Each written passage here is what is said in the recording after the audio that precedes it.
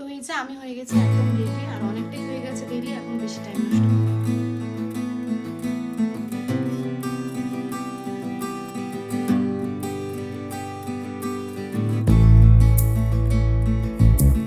ওর গায়ে, এইখানে, তারপরে পেটে, চারদিক ময় মেখেছে, পুরো ভর্তি করে কালার মেখেছে। নমস্কার বন্ধুরা, আমি তৃষার গল্পকথার আরও একটি ভিডিওতে তোমাদের সবাইকে জানাই অনেক অনেক স্বাগত। তোমরা সবাই কেমন আছো? আশা করছি অনেক ভালো আছো, আর আমরাও ভালো আছি। আজকে হচ্ছে জুলাই মাসের 12 তারিখ, আর আজকে রবিবার।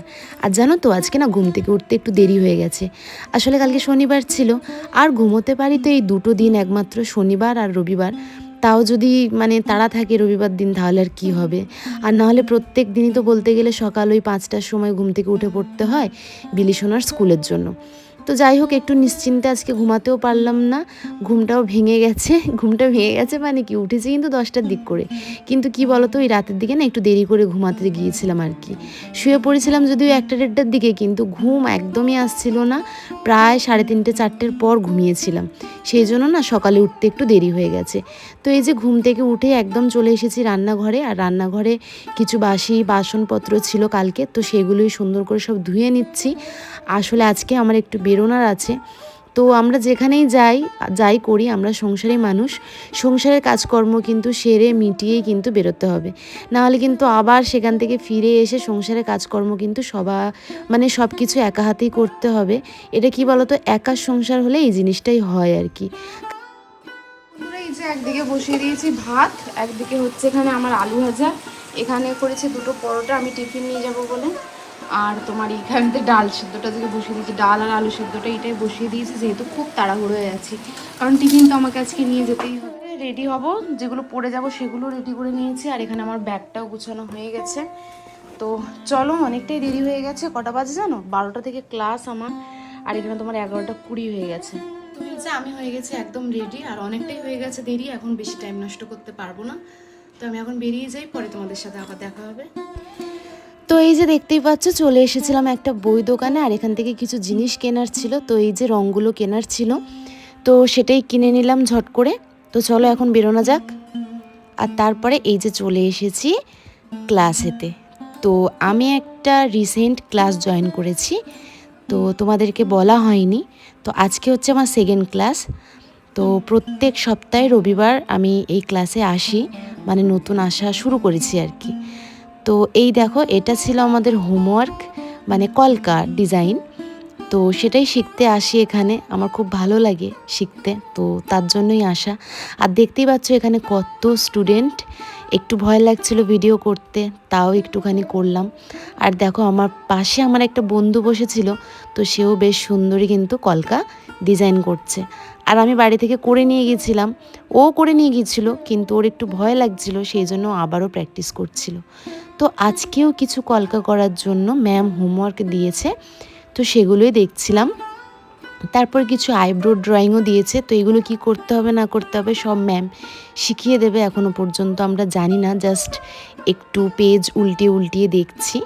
তো আমাদের ক্লাস শুরু হয় 12টা থেকে, যদিও আজকে আমরা 12টায় এসেছি, কিন্তু ক্লাস শুরু করতে করতে প্রায় 1টা বেজে গিয়েছিল।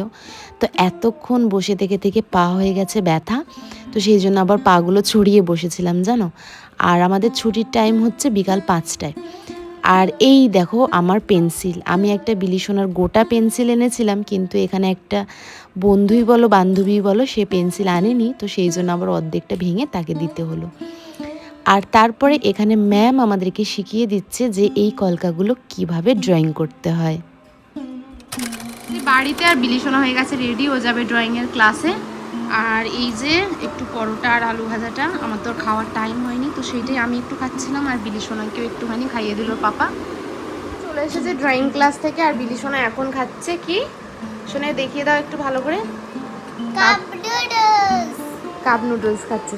আর দেখো কি মেখেছে এইগুলো, ওকে আমি দুটো ফেব্রিক দিয়েছি, ঠিক আছে? ওর গায়ে, এইখানে, তারপরে পেটে, চারদিক ময় মেখেছে, পুরো ভর্তি করে কালার মেখেছে, কি অবস্থা, রক্ত বানিয়েছে। আর এখানে আমি চা খাচ্ছি, বিলিশোনার পাপাই বানিয়ে দিয়েছে চাটা। তো এখন আমি একটুখানি চা বিস্কুট খাবো, আর ও খাচ্ছে না, ও শুয়ে আছে, ওর নাকি গ্যাস হয়েছে, ওই জন্য দুধ চা খাবে না, ও দুধ চা খাবে না। তো আমি খাচ্ছি এখন আপাতত। তো সন্ধেবেলা চাটা খেয়ে এখানে চলে এসেছি একটুখানি কাজকর্ম গুছাতে। আসলে ওই যে বললাম না যে নিজের কাজ নিজে না করলে সবই পড়ে থাকবে, কেউ এসে করে দিয়ে যাবে না। তো কালকে ওয়েদারটা ভালো ছিল, কালকে অনেক জামা কাপড় কেচেছিলাম সব কিছু, কিন্তু তুলে এনে রেখে দিয়েছিলাম, আর কিছু গুছানো হয়নি। আর সকাল থেকে যেহেতু বাড়িতে ছিলাম না, তো এই কাজকর্মগুলো যেমন তেমনই পড়েছিল, তো সেই কাজগুলোই এখন করছি আমি।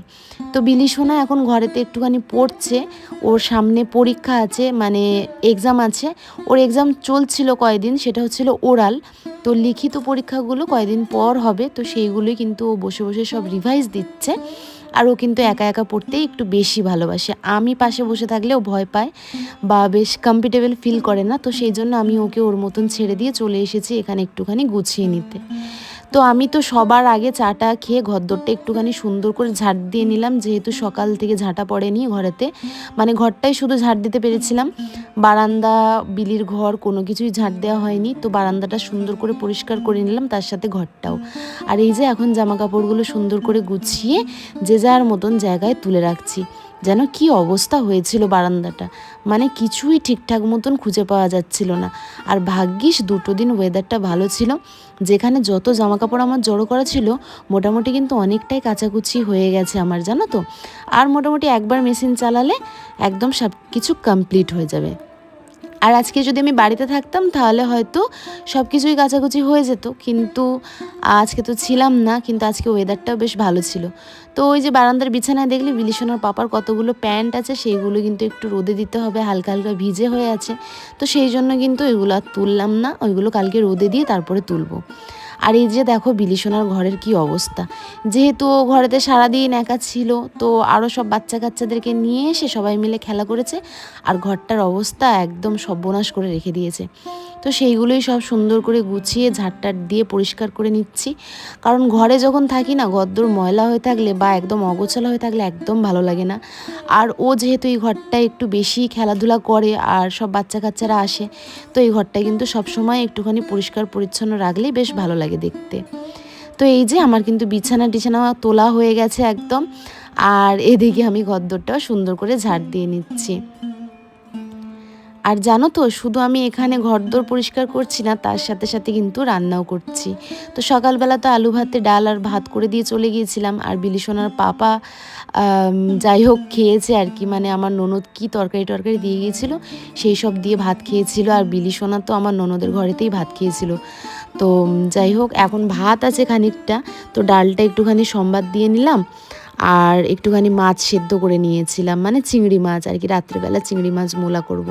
তো দেখো ঘরটা হয়ে গেছে একদম পরিষ্কার, আর বিলি সোনার টেবিলটার অবস্থা দেখেছো, ও যত জিনিস সব আমার কাজের জিনিসগুলো নিয়ে ও খেলতে বেশি ভালোবাসে।